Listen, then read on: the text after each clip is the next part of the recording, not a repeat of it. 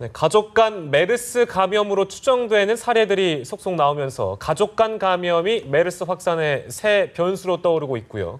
또 혈액 투석 환자의 감염 우려 또한 커지고 있습니다. 이런 관련 내용들을 신종플루 대책위원이셨던 이동훈 내과 전문의와 자세히 짚어보겠습니다. 선생님 어서 오세요. 네, 안녕하십니까.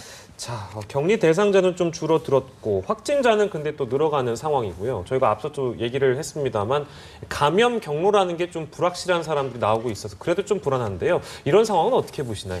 그러니까 그 메르스 바이러스가 이제 점점 환자가 늘어날수록 격리자도 늘어나고요. 예. 저희가 격리자를 다 추적한다는 게 실제로 거의 다 불가능하다고 봐야 됩니다. 예. 그래서 격리망 결국 뚫고 나가는 사람도 있거든요.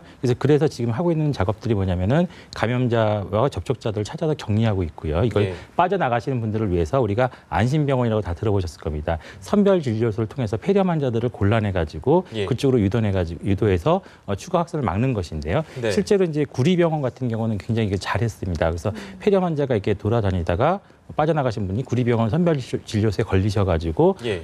추가 확산을 막고 잘 해결이 됐는데요. 예.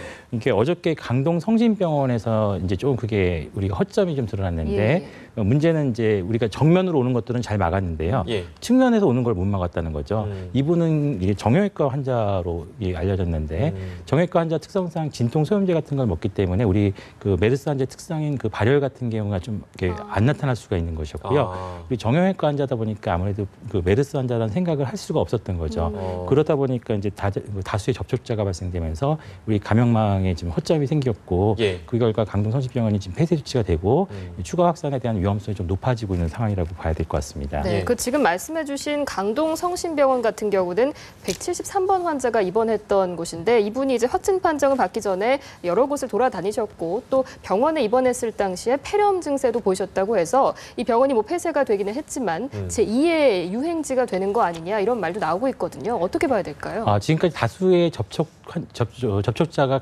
감염으로 이어졌던 경우 그런 경우랑 상당히 유사하다라고 저희가 봐야 되거든요. 일단 그 우리가 환자에 대해서 인지를 못한 상태였고, 그다음에 환자분이 이제 그 바이러스를 많이 배출할 수 있는 폐렴 환자셨고, 그다음에 주변 분들이 다 무방비 상태로 노출됐기 때문에 그 전형적인 지금까지 그 많은 환자들을 발생시켰던 경우랑 상당히 유사한 경우고요. 예, 다만 이제 우리가 이제 감염원은 똑같지만 그 주변에 있는 감염을 받으셨던 분들이 어떤 상태에 처해 있느냐가 이제 관건인데 우리가 삼성서울병원에서 그 이송요원 때문에 굉장히 많은 분들이 노출됐지만 실제로 환자로 이어지지 않았던 것처럼 다수의 분들이 이제 방어 능력을 충분히 확보하고 계시면은 이제 환자로 이어지지 않는 것도 기대할 수가 있거든요. 그 방어 방법이라는 게 간단합니다. 손 씻기 하고 마스크 착용. 이것이 과연 얼마나 병실에서 지켜졌을까. 그리고 그 기관 삭간을 하면서 그 내과 선생님들이 얼마나 많은 보호 장구를 착용했는가. 그래서 그런 것들이 이제 의료진들의 감염이라든지 추가 환자 발생과의 관련성이 있을 것 같습니다. 예. 저희가 그 가족 간 감염 가능성 얘기를 많이 하는데요. 이게 그 사례들을 좀 보니까 그럴 수도 있겠다라는 추정이 가능한 사례들이 나오고 있습니다. 그 가능성은 어떻게 보세요? 가족 간 감염이 없다는 것은 아니죠. 당연히 있을 수가 있는 것이고요. 사우디아라비아에서도 4% 정도 가족 간의 감염 가능성이 보고된 바가 있는데 실제로 저희가 격리 환자들 집에 가서 일일이 뭐 지켜볼 수는 없습니다. 가족 내부의 그 지침을 잘 따르고 계실 것을 이제 저희가 권고할 수밖에 없는 상황이고요. 대부분 이제 바이러스가 증상이 나타난 다음에 이제 배출되기 때문에 그 증상이 나타나자마자 바로 저희 보건당국 연락하시는 게 굉장히 중요한 일이라고 보죠. 열이 나면은 빨리 연락하셔서 추가적인 격리 조치를 받으셔야 되는 것이고요. 가족들도 이제 그 마스크라든지 보호 장구를 충분히 착용하시고 손잡이라든지 문고리 아니면은 뭐 자기가 자주 사용하는 식기 같은 거 이런 것들을 좀 따로 쓰신다든지 소독을 열심히 하시는 게 좋고요. 스마트폰도 마찬가지죠. 우리 스마트폰 많이 쓰시니까 이런 것들도 따로 사용하시고 소독을 좀 하시는 것이 보호 장치의 하나로 볼 수가 있을 것 같습니다. 그만큼 자가격리가 되었을 때 그런 수칙들을 잘 지키는 게 중요할 것 같은데요. 아무래도 지금 이런 가족 간의 감염 가능성이 제기되다 보니까 일각에서는 그러면 뭐 공공장소에서도 옮을 수 있는 거 아니냐 이런 우려가 나오는 것 같습니다. 어떻게 봐야 될까요? 그것이 이제 가장 우려하는 지역사회 감염인데요. 여러 선생님들께서 다 말씀하셨겠지만 메르스 바이러스가 주로 하기도 있다 보니까 이게 뽑아내기 어렵기 때문에 폭발적인 아마 지역사회 감염 가능성이 낮다는 것이지 실제로 발생하지 않는다는 것은 아니거든요. 예. 점점 연결고리 찾을 수 없을 경우에는 이런 가능성에 대해서 항상 저희가 염두에 둬야 되는데요. 예. 실제로 이제 평택 박예병원 경우 같은 경우에도 그 가남 아버님 같은 경우에는 이제 그 담당 의료진의 얘기를 들으면 석션 TB라고 해서 이제 가리를 뽑아내는 기구로 해서 3차례 검사를 했다고 그럽니다. 거기서도 다 음성으로 나왔다는 거 보니까 아버님은 아닐 가능성이 높고 아드님이 지금 확진 판정을 받으셨는데 예. 그렇다면 이제 역학조사 결과에서는 이제 병원이 아니다 그러면 제3의 장소를 찾을 수밖에 없는 상황이거든요. 그렇게 되면 우리가 공중에 바이러스가 떠다니는 건 아니기 때문에 어딘가 부착돼 있던 바이러스가 손을 통해서 이제 눈이나 코, 입 쪽으로 갔을 가능성이 많죠. 그럴 장소가 어디냐? 예를 들면 아버님이 이제 돌아가셨으니까 장례식장 같은 데서 눈물을 닦는다든지 하는 행동 그런 것들도 염두에 두어야 되겠죠.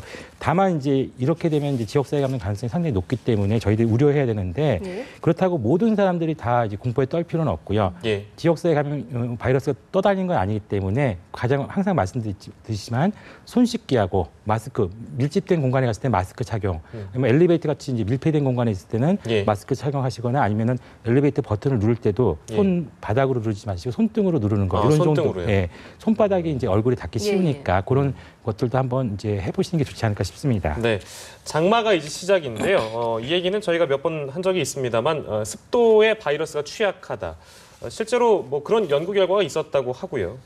이게 그 장마가 근데 확대되면 메르스가 좀 진정되는 추세에 도움이 되겠습니까? 그것보다는 아마 방역 당국이 열심히 방역을 해가지고 예. 시간이 지나면서 이제 소멸될 가능성이 더 높지 않을까 싶고요. 예. 실제로 메르스 바이러스가 주로 감염이 일어나는 장소가 주로 이제 병원 내 공간, 실내 공간이다 보니까 예. 그 실외의 습도하고 이제 그런 그 비하고는 큰 관계는 없습니다. 다만 이제 야외 활동하실 때 좀 더 안심하시고 야외 활동을 할 수 있다는 것은 국민들이 안심하는 측면에서는 좀 긍정적인 효과가 있을 거라고 생각이 들고요. 예. 밀폐된 공간에서는 뭐 될 수 있으면 이제 마스크를 쓰신다든지 손 씻기를 열심히 하시는 게 훨씬 더 도움이 되지 않을까 싶습니다. 예. 이번 회는 병원 이야기를 좀 해볼 텐데요. 삼성 서울병원 부분 폐쇄가 뭐 연장이 됐고요. 다른 병원들도 폐쇄를 결정을 하고 있어서 이렇게 됐을 경우에 뭐 환자 진료에 있어서 어려움이 생긴다거나 이런 부작용이라고 해야 될까요? 이 부분은 어떻게 보십니까? 그러니까 그 부분 폐쇄를 자꾸 하는 이유가 이제 우리가 찾지 못했던 새로운 감염원 때문에 예. 외래 환자가 노출되는 걸 막기 위해서 이제 폐쇄를 하는 건데요. 당연히 이렇게 되면 이제 그 외래 진료를 받으셔야 될 분들이라든지 예. 중증 환자 진료에 차질을 주는 게 이게 당연한 일입니다. 그러다 보니까 정부 당국에서 이제 원격 의료라든지 처방전 리필제 같은 얘기를 하고 계시는데요. 예. 사실은 이제 이게 일반 분들은 잘 모르시겠지만 이게 의료계에서는요 거의 뭐 뜨거운 감자 수준이 아니라 핵폭탄 수준입니다. 그러니까 거의 그 의료계 충격이 이제 핵 공격을 당했다라는 정도의 충격을 주거든요. 예. 그래서 이런 것들을 아마 정부 당국이 굉장히 신중하게 접근을 해야 되고요. 예. 사실은 이제 이런 경우에는 이제 지역 의료기관, 협력병원들 다 있습니다. 지역 의료기관과 협력해서 인근 진료 의료기관에서 진료를 받고 처방을 받도록 하는 게 아마 앞으로도 우리가 지금 대형 병원에 너무 많은 환자가 밀집돼 있지 않습니까? 이런 거를 다시 의료 전달 체계다 그러죠. 이런 걸 다시 확립하는 의미에서는 바람직하다라고 보고요. 예. 중증 환자 경우에는 인근에 있는 종합병원, 대학병원들과 협력하시는 게 바람직하지 않을까 생각됩니다. 오늘 보도도 나왔는데 예. 분당 서울대병원에서 이제 그 삼성 서울병원에서 간이식 환자분들을 지원해줬다는 그 보도가 나왔더라고요. 그런 식으로 이제 서로 협력을 유도하는 것이 오히려 바람직하지 않을까 하는 생각입니다. 마지막으로요. 그 저희가 투석 환자, 그 강동 경희대 병원이었죠. 혈액 투석 환자들 중에 혹시라도 나올 감염자의 가능성은 어떻게 보시는지요? 아직까지 이제 발생하지 않았으니까 저희가 발생되지 않기를 해야 되는 것 같고요. 예. 투석실 환경이 좀 유리하지는 않습니다. 우리나라 투석실 환경 자체가 굉장히 조밀하고 밀집돼 있거든요. 예. 그러다 보니까 아마 그리고 투석 시간이 한 4-5시간 이상 걸리는 경우도 많기 때문에 네. 감염원에 노출됐을 가능성은 상당히 높죠. 다만 이제 우리가 투석실이라는 것이 이제 혈관을 이제 다루는 공간이거든요. 그래서 예. 투석실 환경 자체가 굉장히 엄격하게 감염 관리를 하고 있습니다. 그래서 추가적인 감염 관리가 어느 정도 이루어졌느냐 이런 거에 따라서 이제 추가 환자가 발생될 것인가 안 될 것인가 결정될 것 같은데요. 아직은 이제 환자가 발생되지 않았으니까 너무 큰 걱정하시는 것보다는 좀 이제 안 생기기를 이제 기대하는 수밖에 없을 것 같습니다. 환자가 발생했다 하더라도 치료 방침은 대동소이한데요. 예. 이제 단지 이제 투석이라는 그 과정 자체가 환자분들이 좀 약간 힘들어하는 과정입니다. 네. 그래서 우리가 뭐 메르스 바이러스 치료가 되게 대증적인 치료고 좀 시간이 걸린 치료이기 때문에 이 치료 과정을 환자가 잘 견딜 수 있느냐가 예. 또 다르게 관점인 것 같습니다. 투석실 환경이 엄격하게 관리되고 있다고 하셔서 좀 다행스럽게 들리기도 하는데요. 더 이상의 감염자가 나오질 않게 바라보겠습니다. 네, 오늘 말씀 여기까지 듣겠습니다. 지금까지 이동훈 내과 전문의였습니다. 고맙습니다. 고맙습니다. 감사합니다.